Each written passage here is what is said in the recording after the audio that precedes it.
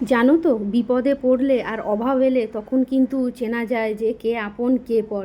জীবনের সবচেয়ে বড় শিক্ষা আসে অভাবের দিনগুলো থেকে, কারণ সেই সময় বোঝা যায় কে আপন আর কে অভিনয় করে পাশে থাকে। সুখের দিনগুলো সহজেই কাছে আসে, সবাই তখন তোমার খবর নেবে, তোমার সঙ্গে থাকতে চাইবে, কিন্তু দুঃখের সময় আসলেই ছবিটা বদলিয়ে যাবে, চেনা মুখগুলো অচেনা হয়ে যাবে। আর কে আপন কে পর তখনই কিন্তু চেনা যাবে। এই পৃথিবীতে হয়তো সম্পর্ক বলে তখন কিছু হয় না, তোমার চেনা মুখগুলোও অচেনা হয়ে যাবে, তোমার ভিতরের কষ্টগুলো কেউ বুঝতে চাইবে না। একমাত্র তোমার বাবা মা ছাড়া কিন্তু এই কষ্টগুলো কেউ বুঝবে না। বাইরের হাসি মুখটা তো সবাই দেখে মনে করে যে খুব ভালো আছি, কিন্তু আমার বাবা মা ছাড়া এই কষ্টগুলো কিন্তু কেউ বোঝে না।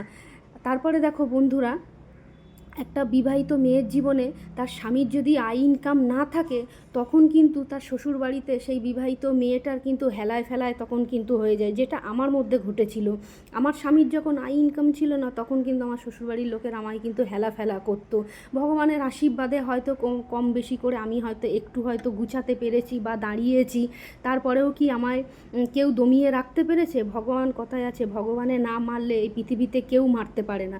জানো তো বন্ধুরা, আজকে না আমি বাজারে গেছিলাম, বাজার থেকে অনেক সবজি এনেছি, সেগুলো ভালো করে ধুয়ে গুছিয়ে রেখে এদিকে চিকেনটা ম্যারিনেট করে চিকেন কষা করছি।